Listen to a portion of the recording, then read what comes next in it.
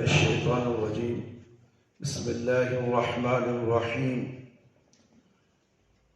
نحمده ونصلي على رسوله الكريم أما بعد فإن خير الحديث كتاب الله وخير الحدي حدي محمد صلى الله عليه وسلم وشر الأمور محدثاتها وكل محدثة بدعة وكل بدعة ضلالة وكل ضلالة في النار۔ بہترین ذکر لا الہ الا اللہ۔ اللہ کے رسول صلی اللہ علیہ وسلم نے فرمایا افضل الذکر لا الہ الا اللہ۔ سنن ترمذی۔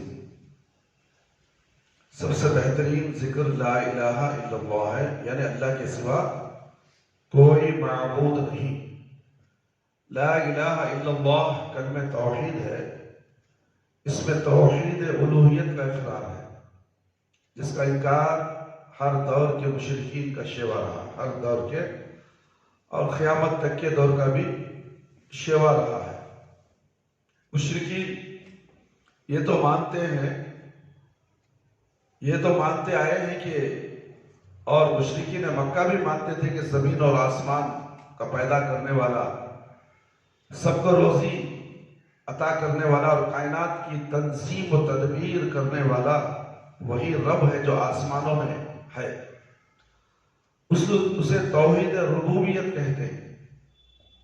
حالانکہ توحید ربوبیت کا لازمی اور منطقی نتیجہ ہے، جب آسمان اور زمین کا خالق مالک سب عبادت کا مستحق بھی وہ صرف وہی ہے، ایک ہے، اس میں سے کسی کی شرکت کو اللہ تعالیٰ کیوں کر برداشت کر سکتا ہے؟ لیکن مشرکین توحید الوہیت کو نہیں مانتے، وہ اللہ کی عبادت کے ساتھ دوسروں کی بھی عبادت کرتے ہیں، اللہ کی عبادت کے ساتھ بھی دوسروں کی بھی عبادت کرتے ہیں۔ عبادت کے معنی ہے کسی صاحب قدر ہستی کے سامنے انتہائی تذلل اور عاجزی کا اظہار کرنا، اور اس کی مختلف صورتیں ہیں۔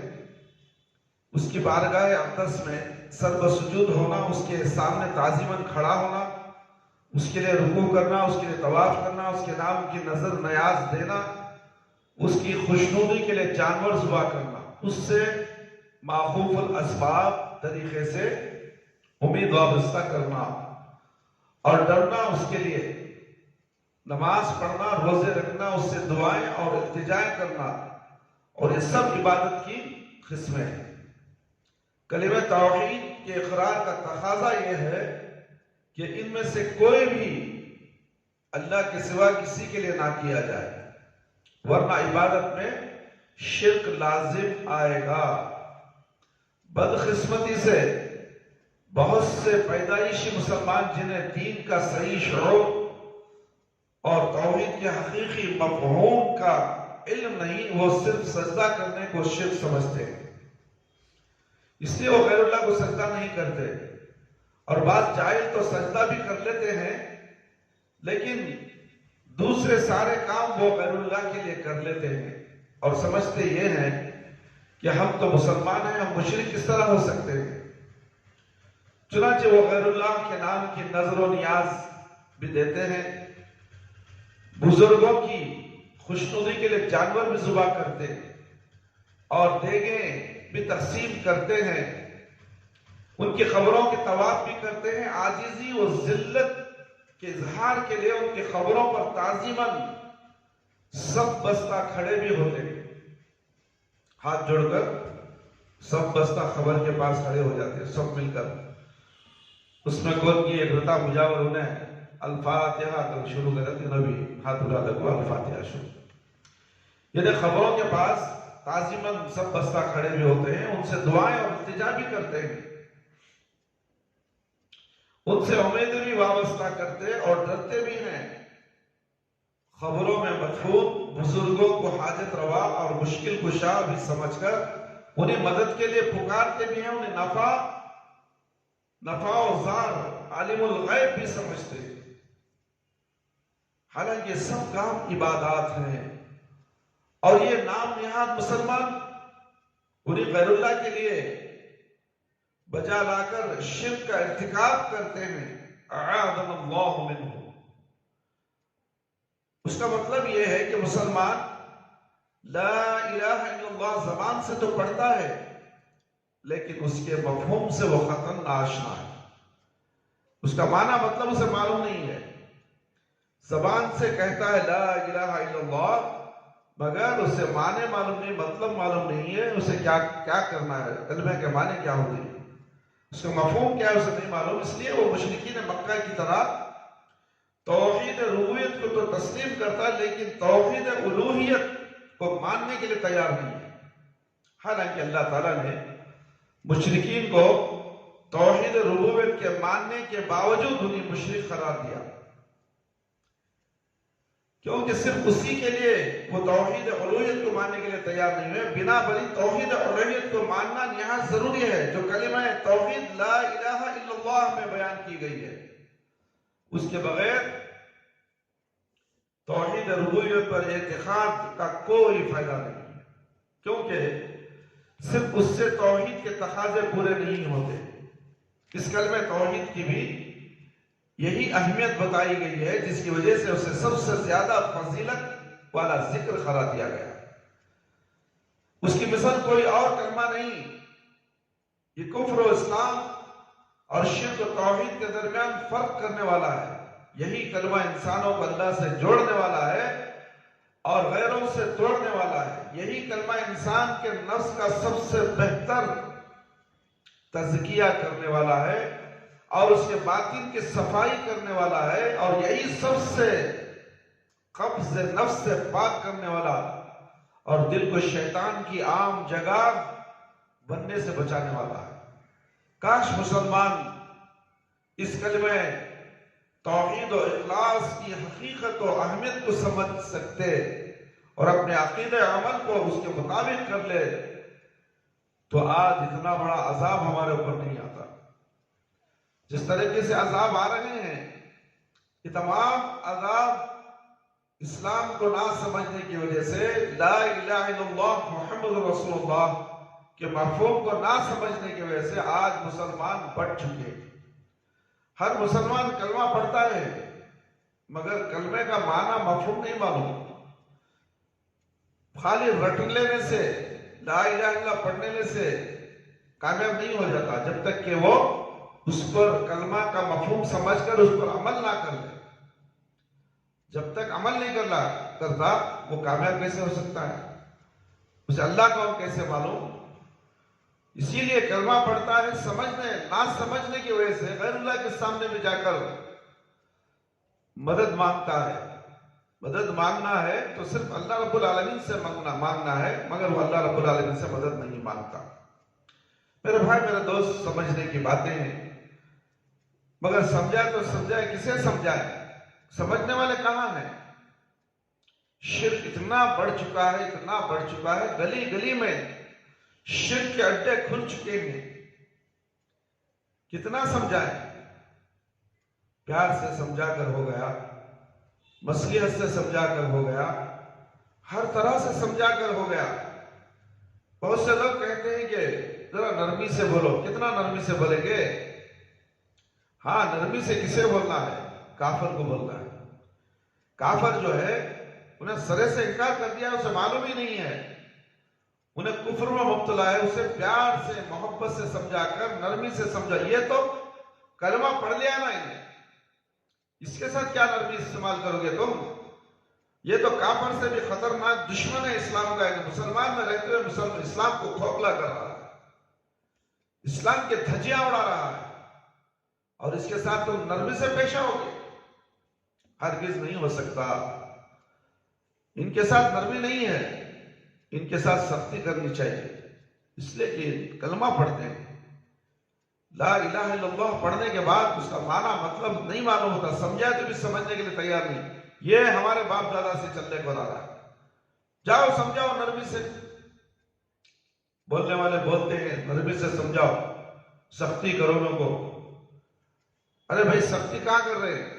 کیا اسے مار رہے پکڑ کے؟ زبان سے تو بول رہے ہیں، اللہ کی اہمیت دکھا رہے ہیں، پیارے نبی صلی اللہ علیہ وسلم کی اہمیت کیا ہے وہ دکھا رہے ہیں۔ اللہ اور اللہ کے رسول کو چھوڑ کر تم اتنی بڑی اہمیت ان خبر میں پڑے ہوئے مردوں کو دیتے ہو۔ یہ بولنا کیا سختی ہے؟ مردہ مردہ ہی ہوتا ہے، 9 من مٹی کے اندر سویا یا پیر یا مردہ یا مرشد کسی کی سن نہیں سکتا۔ اگر میں ایسا بولوں تو لوگ کہتے ہیں کہ بہت سختی سے بولتا لیتا ہوں۔ اللہ اکبر، اگر یہ سختی ہے تو یہ سختی بولوں گا انشاءاللہ، مرتے دم تک بولوں گا، اس لیے کہ بولنا ہے جب تک ان کے دماغوں میں گھسنے والی نہیں بات۔ اللہ ماشاءاللہ کتنے لوگ اس طریقے کی باتیں بیانات سن کر اہل حدیث ہو چکے ہیں، غلط راستے سے ہٹ گئے، شرک سے بچ گئے، توحید کی طرف آ گئے۔ آؤ اس میدان میں آؤ، معلوم ہوگا کہ توحید کی دعوت دینا کتنا اہم کام ہے اور کتنا مشکل کام ہے، کیسے لوگوں کو سمجھایا جاتا ہے۔ ہم پیار سے بھی سمجھاتے ہیں، ہر طرح سے سمجھاتے ہیں، پھر بھی یہ اپنے باپ دادا کی روش پر چلنے والے مانتے نہیں، ہمیں ہی برا بھلا کہتے ہیں، ہمیں گالیاں بھی دیتے تو ہم گالی سن لیتے، پلٹا کر اسے ہمیں گالی نہیں دیتے، اس لیے کہ ہمیں معلوم ہے گالی کا مطلب کیا ہوتا ہے۔ تو میرے بھائی میرے دوست، جو انسان کلمہ لا الہ کو نہیں سمجھا اور شرک اور بدعت میں ملوث رہا تو یہ اچھا سمجھ کر کرتا رہا تو اللہ کی قسم اسے توبہ نصیب نہیں ہوگی، وہ کبھی بھی توبہ نہیں کرے گا اور اسی حالت میں اس کی موت ہوگی اور سیدھے جہنم میں چلا جائے گا۔ اس لیے اے مسلمانوں کی جماعت، اے مشرکوں کی جماعت، آپ لوگ قرآن اور حدیث کی طرف آ جائیے، اللہ کے نبی صلی اللہ علیہ وسلم کی شریعت پر عمل کرنا شروع کر دیجئے، اور لا الہ الا اللہ کیا ہے اس کا مفہوم جان کر اس پر عمل کرنے کی کوشش کیجئے۔ اللہ تعالیٰ تمہارے سارے گناہوں کو معاف کر دے گا اور تمہیں موحد بنا دے گا اور پکا سچا مومن بنا دے گا۔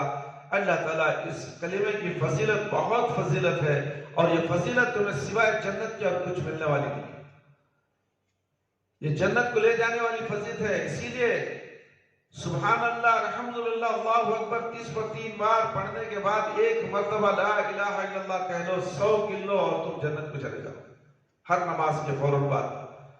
تو اللہ نے کتنی بڑی فضیلت رکھی ہے اس لا الہ الا اللہ میں۔ لا الہ الا اللہ کا کلمہ پورے ترازو پہ وزن پڑ جائے گا، تمہارے اعمال نامے ہلکے پڑ جائیں گے۔ میرے بھائی میرے دوست، تم لا الہ الا اللہ کیا سمجھتے ہو؟ تو اس لیے میرے بھائی میرے دوست اور خواتین اسلام، ایک اللہ کی عبادت کیجئے، ایک نبی صلی اللہ علیہ وسلم کی اطاعت و فرما برداری کیجئے، اور لا الہ الا اللہ کا مفہوم سمجھ کر اس پر عمل کیجئے اور شرک اور بدعت سے توبہ کر لیجئے۔ اللہ تعالیٰ سے دعا ہے کہ اللہ تعالیٰ مجھے اور آپ تمام کو ان تمام قرآن اور حدیث کی باتیں سن کر اس پر زیادہ سے زیادہ ہم سب کو عمل کرنے کی توفیق عطا فرمائے۔ اللہ تعالیٰ میرے اور آپ کے صغیرہ کبیرہ گناہوں کی مغفرت فرما دے۔ اللہ ہم سب کو 5 وقت نماز پڑھنے والا بنا دے، ہماری نمازوں میں خشوع اور خضوع عطا فرما، ہماری جائز دعاؤں کو قبول فرما لے۔ اے اللہ شرک سے بچا لے، بدعت سے بچا لے۔ اے اللہ لا الہ الا اللہ کے مفہوم کو سمجھ کر اس پر عمل کرنے والا بنا دے۔ اے اللہ تو رحم فرمانے والا، ہم سب پر رحم فرما۔ جو لوگ پریشان حال ہیں ان کی پریشانی کو دور فرما دے۔ جو لوگ کرونا کی بیماریوں میں مبتلا ہیں اللہ ان کو صحت عاجلہ صحت کاملہ عطا فرما۔ اے اللہ جو کرونا کی بیماری سے اس دنیا سے چلے گئے، اے اللہ ان کا معاملہ تیرے ہاتھ میں ہے، اگر وہ قابل رحم قابل مغفرت ہیں تو اے اللہ ان کو جنت نصیب عطا فرما۔ اے اللہ آنے والے دن اور کٹھن ہیں، اللہ ہر مصیبت سے ہمیں بچا لے میرے پروردگار، تو اپنی پناہ میں لے لے۔ آنے والی مصیبتوں سے بچا لے، آنے والی بیماریوں سے بچا لے، موذی بیماریوں سے بچا لے، اچانک موت سے بچا لے، سڑک حادثوں سے بچا لے۔ اے اللہ تو رحم کرنے والا ہے، رحم فرما۔ ہمارے والدین، ہمارے رشتہ دار جو اس دنیا سے چلے گئے، اے اللہ اگر وہ قابل رحم ہیں تو اللہ ان کی مغفرت فرما۔ اے اللہ ہم تمام کو بھی صحت و عافیت عطا فرما۔ اے اللہ سارے عالم کے مسلمانوں کو صحت و عافیت عطا فرما، ساری دنیا کے انسانوں کو کرونا کی بیماری سے نجات دے۔ اے اللہ تو رحم کرنے والا ہے، نہایت رحم کرنے والا ہے، ہم سب پر رحم فرما۔ تو غفور الرحیم ہے میرے پروردگار، تو معاف کرنے والا ہے، مغفرت کرنے والا ہے، ہم سب کی مغفرت فرما دے۔ قبر کے عذاب سے بچا لے، جہنم کی آگ سے بچا لے، قبر کے سوالات بالکل آسان کر دے، قبر کی تاریکی کو روشنی میں بدل دے، میدان حشر میں رسوائی سے بچا لے۔ اے اللہ ہمیں موت دے تو ایمان کی حالت میں موت دے، جب ہماری روح ہمارے جسم سے نکلے تو اللہ ہماری زبان پر کلمہ لا الہ الا اللہ محمد رسول اللہ جاری رہے. ربنا آتنا في الدنيا حسنة وفي الآخرة حسنة وقنا عذاب النار. ربنا ظلمنا أنفسنا وإن لم تغفر لنا وترحمنا لنكونن من الخاسرين. ربنا تقبل منا إنك أنت السميع العليم وتب علينا إنك أنت التواب الرحيم. سبحان ربك رب العزة عما يصفون والسلام على المرسلين والحمد لله رب العالمين. يا حي يا قيوم برحمتك أستغيث.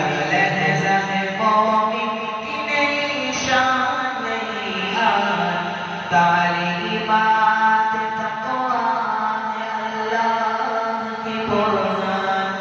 تعلیمات تقویٰ تعلیمات تقویٰ تعلیمات